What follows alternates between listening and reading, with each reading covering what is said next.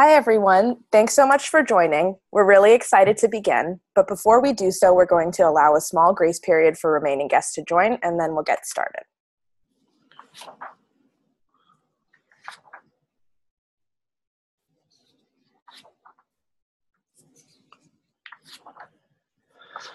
Hello, everyone, and welcome to today's webinar hosted by Olapik.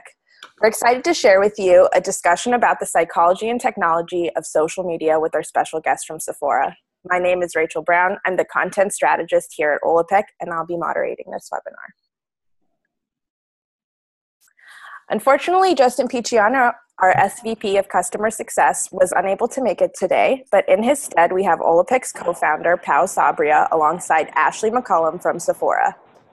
Ashley is the former senior marketing manager and current product manager for Sephora and has spent the last 3 years developing Sephora's community strategy to achieve the right balance between organic engagement and successful e-commerce.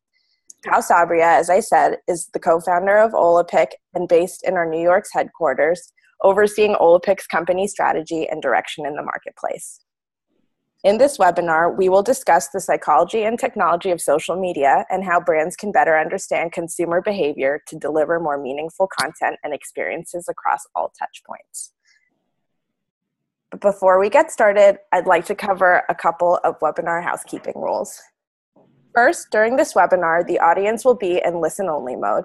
If you have any questions, please use the Q&A feature at the top of your screen to submit them. And lastly, feel free to tweet at us or quote anything from this webinar using @Olapik or any of the hashtags you see on the screen. And please follow us on our social channels as well. If you'd like to revisit the discussion or share it with a colleague, don't worry, a recording will be sent to you after the webinar via email. And with that, I'm going to pass it over to you, Pau, to go over the agenda and get started. Great. Hello, everyone. I'm Pau. As Rachel was saying, I'm one of the founders of Olapik. If you can note a slight weird accent, it's because I'm from Spain. I'm from Barcelona. And I'll be happy to walk you through all of the great content that we have for you today. And most importantly, try to go as quickly as possible into our conversations with Ashley. Because I believe that is probably the most interesting part in terms of like real, very, very, very, very down to the nuts and bolts of user generating content, and a great example from with Sephora of how they're using their community to generate content and engagement. But let's kind of level set the expectations and frame the conversation. We are here because the consumer journey has changed. What a lot of the consumer journey traditionally had been pretty much a funnel. I believe that everyone will relate to the marketing funnel, all the way from starting with awareness to the advocacy at the very end, when consumers not only have purchased but actually have been able to advocate and refer additional customers and become essentially good representation of the brand or the product that one is trying to sell. And it's an important aspect because the more you know about your consumer, the more you know how their decision process evolves and behaves, the better understanding you have about Olapik. And that's why 63% of marketers do some sort of kind of journey mapping in order to understand this. Unfortunately, that has changed over the last few years. It has stopped being that linear kind of sequential steps that lead you from not being aware of the brand and becoming a very, very, very strong advocate. Some of the reasons are detailed here. One is a trend in like the significant reduction in attention span. Going from 12 seconds in 2000 to about 8 seconds. So a significant amount of reduction in attention span in a fast-moving world that is constantly being inundated by more and more and more content. A big reason for that is the time that one spends online per day, which kind of hooks you into this water hose of content that makes it very, very hard to spend a significant amount of time in any one activity. And then finally, obviously, the number of devices in which we are used to kind of connect and go online is increasing significantly, which also it makes that traditionally linear journey a much more like of a network kind of back and forth going type of flow that is not that rational at all. All of this has essentially freed the consumer into becoming much more in charge. 70% are now leading their own shopping journeys, doing their own research, and taking the charge on when, how, and what they are interested in. I like a lot of stat by Pinterest, in which they say that effectively 97% of the top searches in their platforms are unbranded. So even the sort of the awareness and the research process for products, services, etc., starts as a concept without much branding included in that moment. So a lot of that is certainly both a challenge and opportunity for brands to figure out how to get better at this. So as a result of that, brands must adapt. If you think about the traditional funnel and you think about all the channels that you can potentially be in touch with, not only the devices, but also the types of content that a consumer may be interested in, both user-generated, influencer, brand-generated, all of that creates this kind of melting pot of things that makes it far from being a very, very traditional funnel-like evolution. And this increased complexity is certainly what a lot of brands must become very proficient at, so that they can actually perform better marketing and deliver the types of touch points that consumers are expecting. So in an effort to understand better the rationale and the consumers at the root cause, we decided to do a two-part study, one on the psychology of sharing and a psychology on following, that kind of bundle up into the psychology of social media. And now we're going to share some of those insights with you. First and foremost, this will sound probably very, very, very, very reasonable, but the new generations are sharing more than ever. They are 47% of them are sharing more, at least a few times weekly. The content that they share, more interestingly, doesn't necessarily have to be their own content, but also the brand content. And finally, the reason why they share is because of positive engagement. So it is an important aspect of their lives that brands need to make sure that they continue to foster. On the why consumers actually follow someone on social media, what we have is that a lot of these consumers are actually looking and seeking out authenticity and expertise from their from either micro influencers or deeply, more celebrity-like influencers. The rise of the micro influencer has been recent, and certainly, especially the one that is very authentic, is driving a lot of engagement with the end consumer, which is interesting because it actually shows that 44% recognize that they've been influenced into a purchase based on what an influencer posted. And this is interesting, even though they know that the influencer was paid to do so. So there is a sense of, there's an in-between between user-generated content, like just altruistic sharing, and expertise sharing, like reviews, ratings and reviews would be, and also the branded content. And there's an in-between in which consumers recognize that this is something that they want to do. And it's because it's authentic and brands kind of allow it to be authentic, it becomes extremely useful to the consumer in the consumer journey. With that, I want to ask Ashley, just very quickly on these topics about the psychology of social media. Ashley, what you've obviously been working with a lot of consumers. What are some of the things that you've learned about why the consumer of Sephora is actually sharing on social media? Yeah, so we're very lucky to have such a fun product. Like, makeup is really an art form, and it's one that many people around the world appreciate. So one of the main reasons we see people sharing is really to take credit for their work and kind of have that moment in the sun. When you see some of these makeup looks that people put together, especially around Halloween or events, they're kind of breathtaking. And then I think there's also the idea of sharing your experience that other consumers can make informed decisions. That's awesome. How long did you how did you come up with those insights? Is there an interest by Sephora to kind of dig deeper into why they're doing this type of things? Yeah, absolutely. So we have kind of a crazy active community. So we've done a lot of digging into it.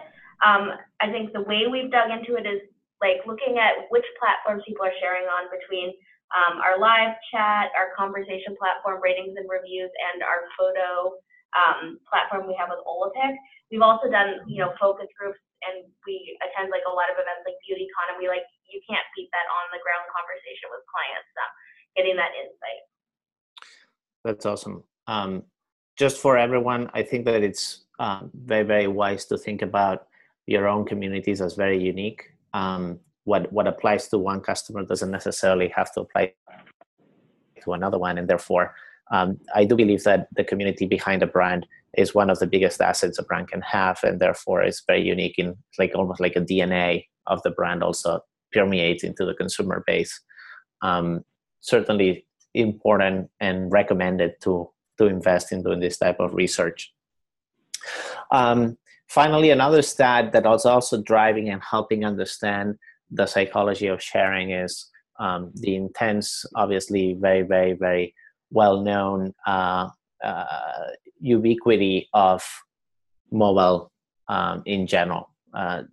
88% of US social media users will use a smartphone to access social networks in 2017. I believe that the fact that we have not only a mobile phone to consume content, but obviously a camera to create content, is essentially shifting the amount and the type of content that we are exposed to, and kind of rewiring our brain into reacting to content differently. So as this trend continues to kind of become essentially the norm, is obviously driving a lot of these changes in the short term. So I don't know if you can switch to the next slide. So with that, there's obviously a significant amount of challenges that arise and opportunities that arise with these shifts and changes. So we're going to have a very, very quick look into some of the technology that can help you with that. First and foremost, the content challenges, needless to say, by not only the complexity of the consumer journey increasing, but also the nature of the content and what the consumer wants and the shift in power in the purchasing decision. One of the challenges that is stated to be the most important by B2C, so consumer marketing people, is to produce engaging content. Like not only the actual aspect to producing, but actually making sure that it's engaging. And this is the problem that we at Olaplex we've decided to tackle by actually offering a suite of products. And that suite of products pulls together a combination of both consumer-generated content, the user-generated or the earned content engine, the earned content platform, influencer-generated.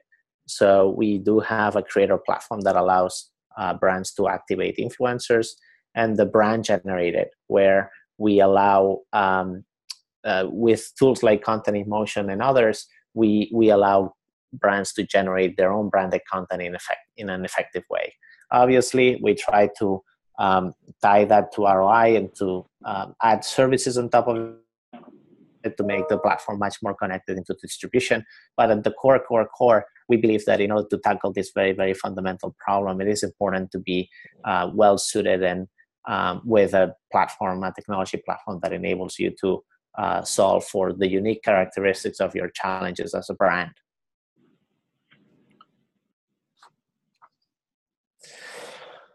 Because a lot of you guys are actually current customers of Holopic, I just also want to take just a very, very short, brief period of time to kind of communicate some of the very, very latest product updates that we've launched. Number one, Content in Motion now allows for video as an input. So that is for those Content in Motion customers. Creating videos very quickly and easy is going to be extremely easy. Second, for all of you that are interested in ROI and probably need to report back into other people in the organization how you're doing, you have also scheduled reporting emails. So analytics can be now scheduled on a monthly, on a weekly basis so that you get the report automatically, and it's very, very easy to set up. And finally, we've made some changes, created new products, the Content Creator app and Inspire, that enable you to both leverage content creation within the organization, as well as making content extremely shoppable and drive sales. So both these two apps and the improved workflow in terms of moderation and just usability of the platform, this is something that you should check out. Many of you, obviously, if you are into the world of user-generated content or social media in general, you will be aware that Instagram has enabled or it has launched a new API that is available only to those that are Facebook and Instagram partners. We are one of them for obvious reasons. And this is extremely exciting to me to report, because this allows us, will allow us to collect from mentions as well, not only hashtags. The collection from mentions is something that is a behavior that Instagram is actually starting to plot and see. And you probably have noticed up until now, there was no way of potentially being notified and collect from mentions. This is a new way in which consumers can actually establish a dialogue with a brand, and will allow for a significant amount of content to come into the platform. The other piece is that for the first time in the history of the API of Instagram, we will be able to publish content into Instagram and get very, very, very accurate insights as to how the content and the account is doing in terms of metrics and insights. So very excited. Stay tuned for updates on these API changes into the product. So with that, something that is important to obviously have into account is making sure that all investments that you do into content are tied also to ROI.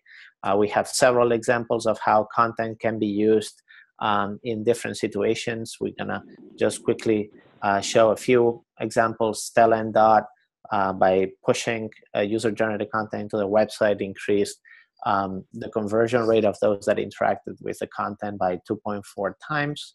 And it essentially, the people that interacted with the content represented about 30% of the revenue that the site was generating. Magnum created a pop-up store to in London to be able to kind of drive a campaign around creating your own ice cream, do it yourself type of ice cream, and within 60 days they generate 7,000 pieces of content. Bumble and Bumble decided to apply user-generated content into email, and they drove 89% higher conversion rate and 16% higher click-through rate on the email with respect to the emails without the content. So certainly something to have in mind is how can you improve the metrics and your goals and achieve those goals by actually being smarter about how you use content, whether that's about activating on your website, creating content, or using it in different channels such as email. Another piece of important information that we can show you is that we always try, whether our products are about user-generated content or about video or about influencers, is to keep track of this ROI. And it's something that everyone should be striving for. In this case, Avida saw a 22% increase in the performance of the ad just by shifting from a still image into a video. Content should perform, and if it doesn't perform, you should try something else. Similarly, as we know from our studies, influencer marketing can have a significant contribution towards purchase. As 44% of the people in our survey responded that influencers had actually created a positive impact and influenced the purchase that they had recently done. So these are things that you should always keep in mind as you try products of Holopic.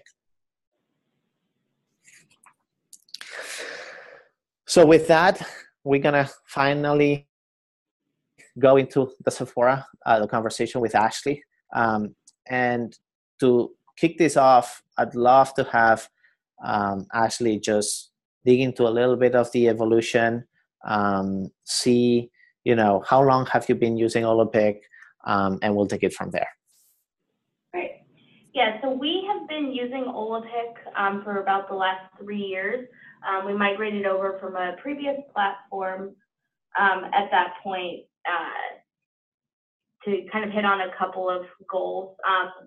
One was we weren't able to, I think earlier you were talking about the ability to know what the ROI is. That's a big thing for us as well, because we have to be able to claim credit for what we're driving so that we can get continued investment within the company. So we knew high level things like how many people were viewing images and how many photos were being uploaded, but we weren't able to do a lot to tie that to actual conversion. So we were able to work with Holopic a lot to kind of work out what those numbers are so that we can get that investment, which we were able to do last year. I think the other things were we like to put a support spin on everything. So we were looking for a partner who would customize with us. And also a partner who would tell us no when we wanted to customize on stuff, because in the past we've gone down these paths where we end up creating products that are so custom that we cannot support them long term. So overall, like finding somebody who had a broad range of products that they could offer that we could build into our platform without like breaking everything. And then last, we have historically only collected our content from within our site. We have not had a lot of social plugins. That's because if you've been on our site, we don't just collect the images. We collect a lot of information about the client who posted them so that we can help personalize our product pages. So what we needed was a partner who was an expert in integrating with social so that we could maintain that and at the same time allow us to make it easier for the client to pull from their social platform. So I think that you'll agree that Sephora has a very unique approach, right? So let's dig a little bit deeper into that. Can you elaborate for the audience how, like, once you've collected the content, how do you activate it? Well, like, where does it live? Totally.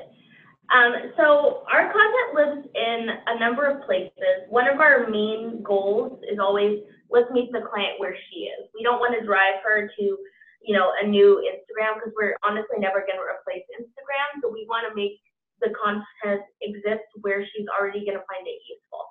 So we have made it a goal to integrate on our mobile apps. We have native implementations there because we know that our most loyal clients are there. And we have a gallery on our apps and online where you can view all the images that are uploaded.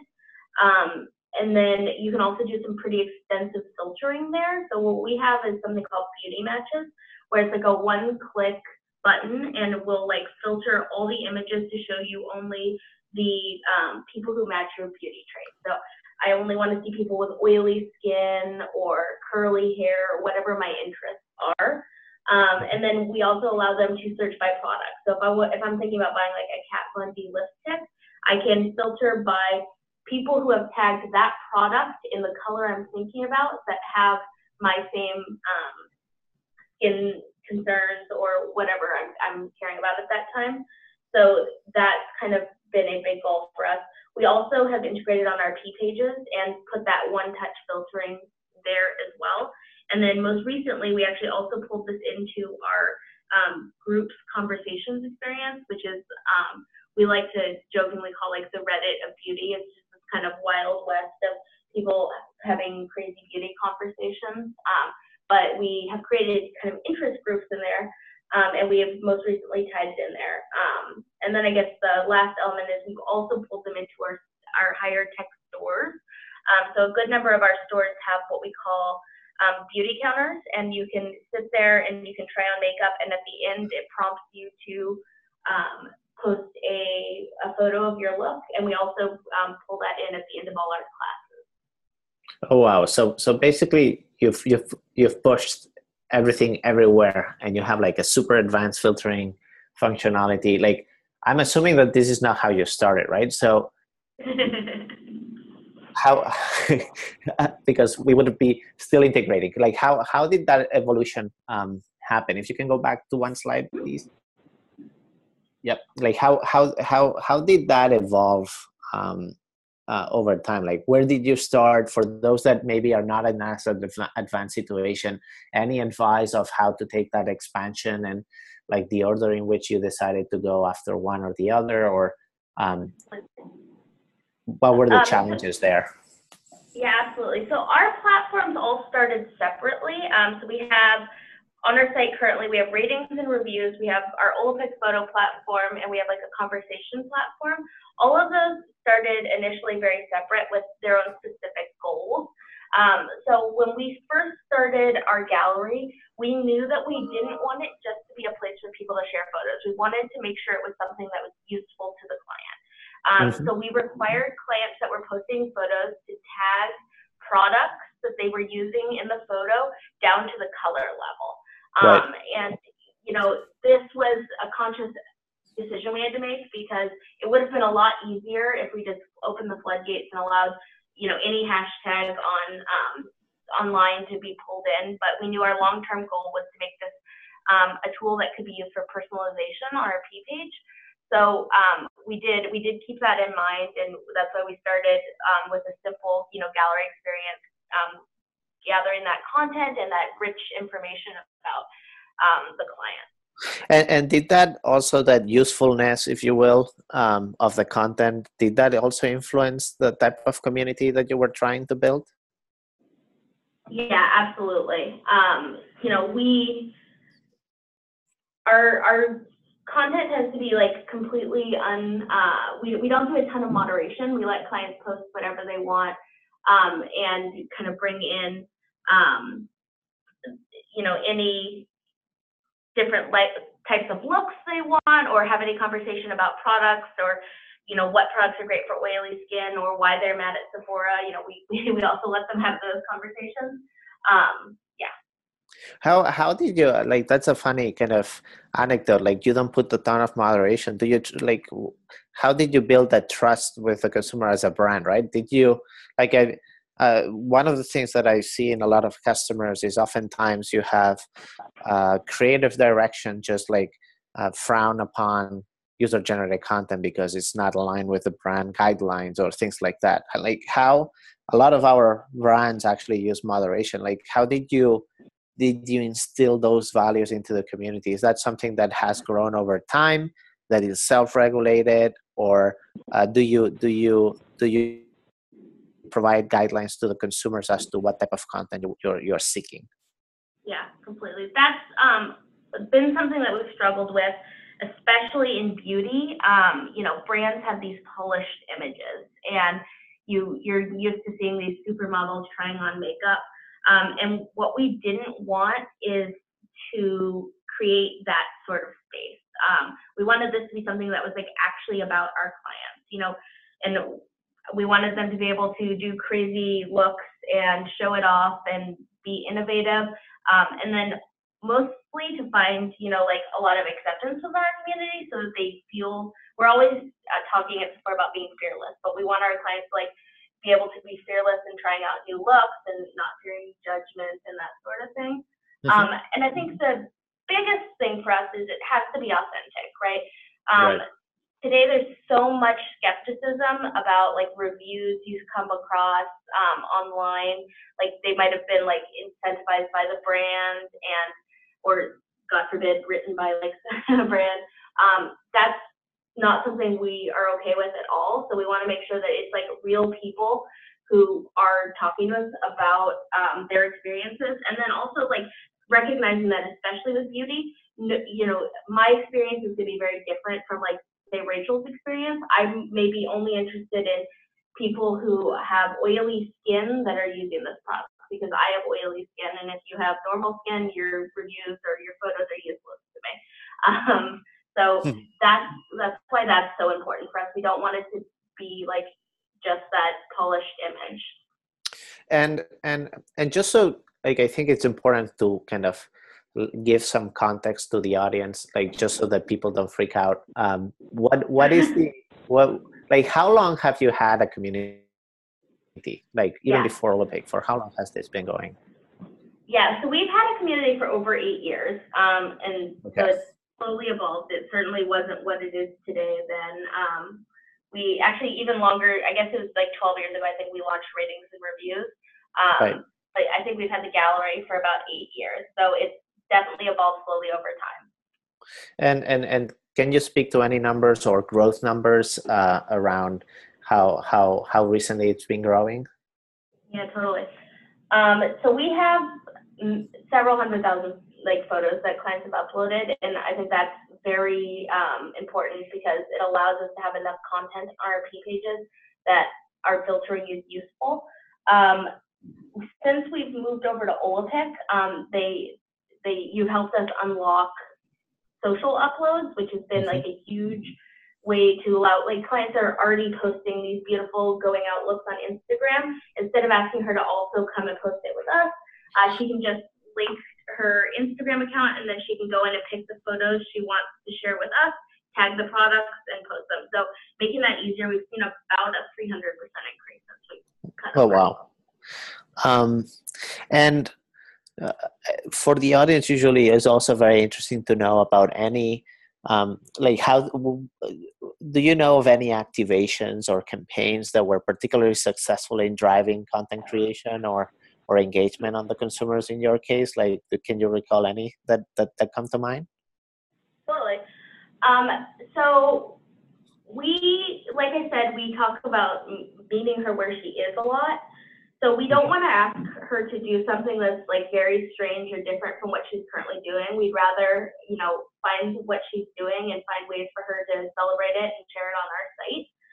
So like we've had a lot of success around like Halloween sweepstakes and, you know, that sort of things, that they can share their Halloween looks, because people who are into makeup are already doing cool things on Halloween. And then also shelfies. This is actually a new one for me.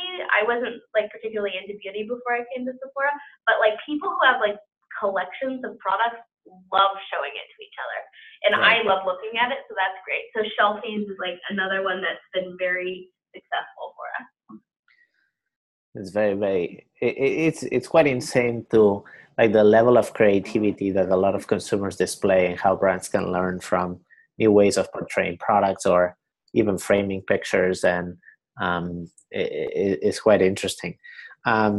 So I'm gonna go a little bit ahead of everything, and I know that you have something that you call interest groups, with the intention to personalize or target specific personas. Can you explain what that is, and when kind of in the overall journey of this community did you start thinking about it, and why did you start thinking about it? Totally. So like two and a half years ago or so, we started realizing we had this like prolific community that was really flourishing on its own. Honestly, we hadn't touched it in too long. We weren't even mobile optimized on like a good chunk of it.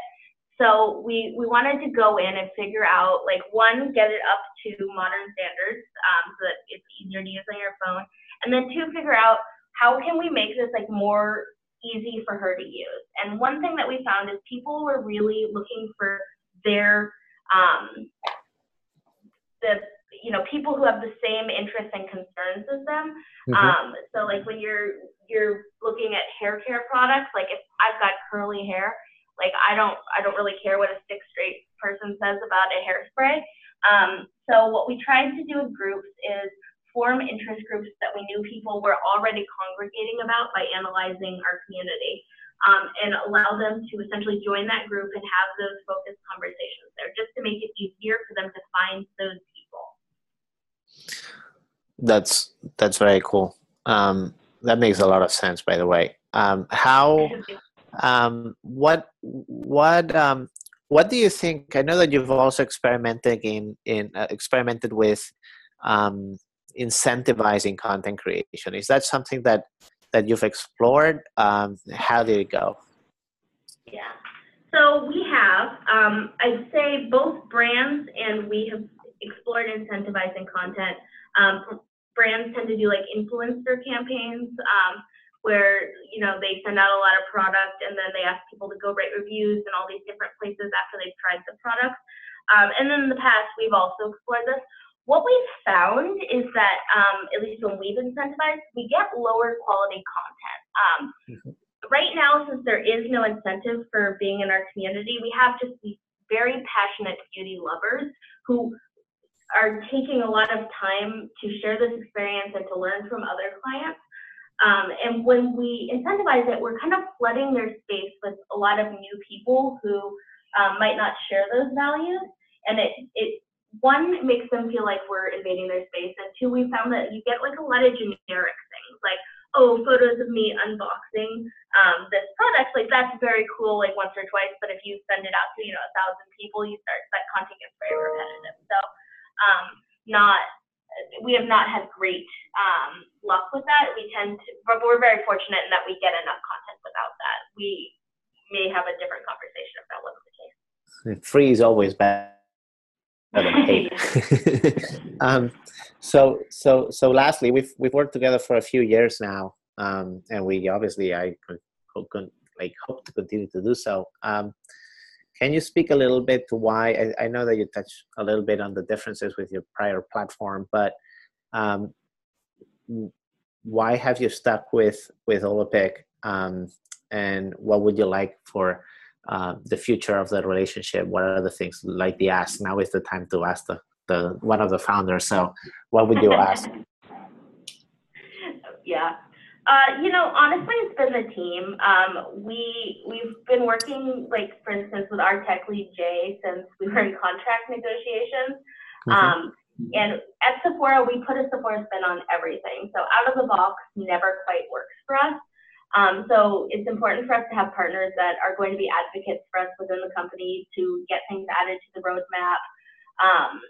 The other thing is, I talked about, we were looking for a partner that would help us customize, but also tell us no on things. We've been doing major projects with you guys every year for the last 3 years, and it still works, and it works really well. So far it's proved to be scalable. So that's kind of key for us as well. Great. Well, thank you again, Ashley. It's been early for you in the West Coast, so I appreciate a lot the time.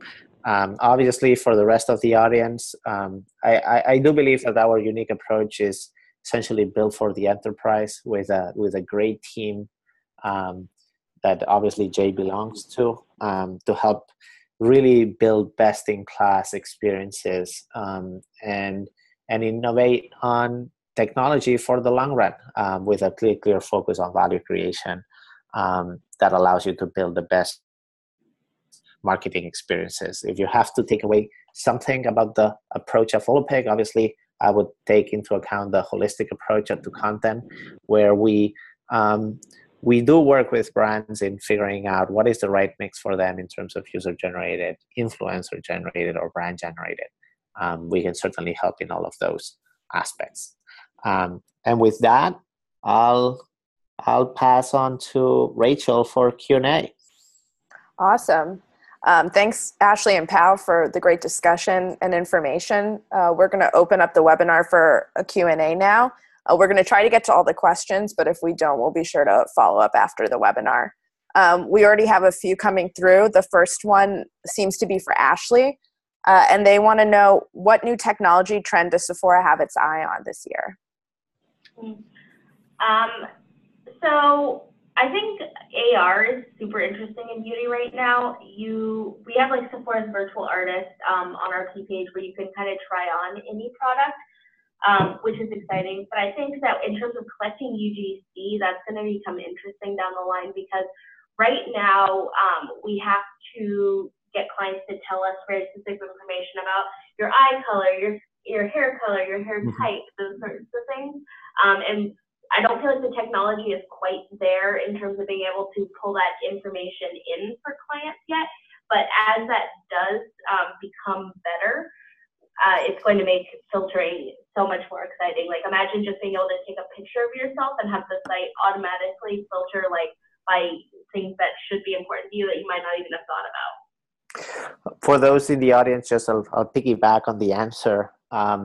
There's been a lot of I'm for those that don't know me, I'm an electrical engineer, and we've invested since the pretty much since the beginning of the company in a lot of AI and computer vision technologies that allow us to build for the future of these filtering capabilities, and better understanding of what's in the picture that makes people kind of tick. And for those that, I'll be super honest with everyone, this is an extremely, extremely complex technology that, as Ashley was alluding to, oftentimes feels like frustrating. How can it get it wrong?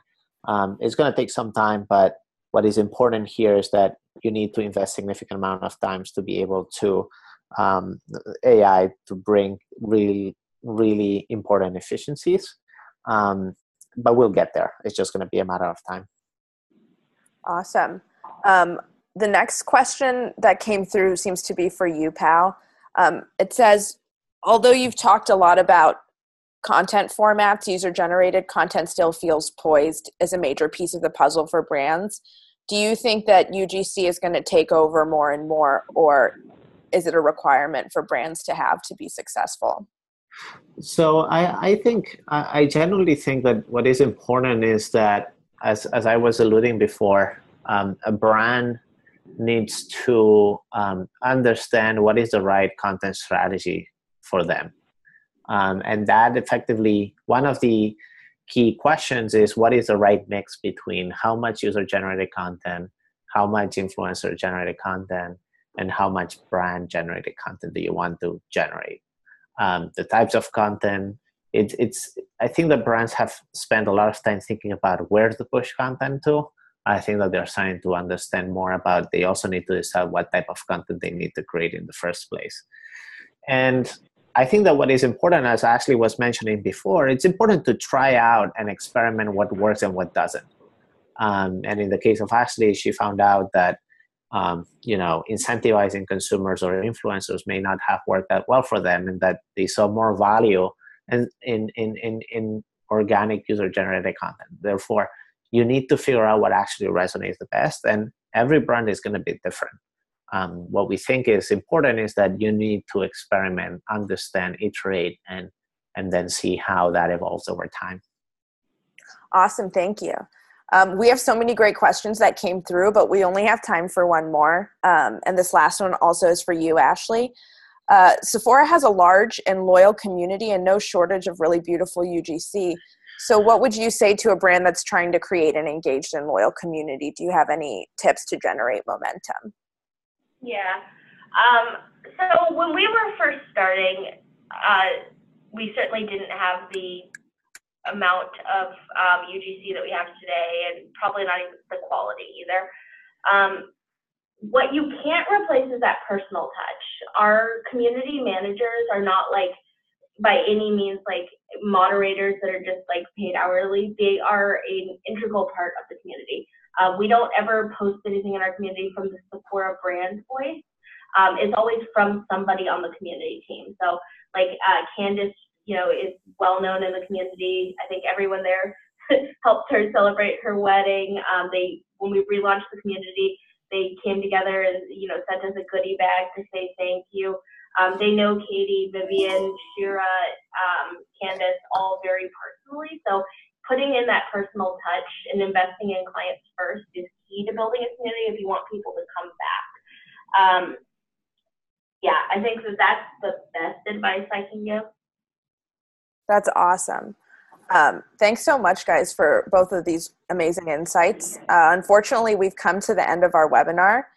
Be sure to look out for a follow-up email from us soon with the webinar replay.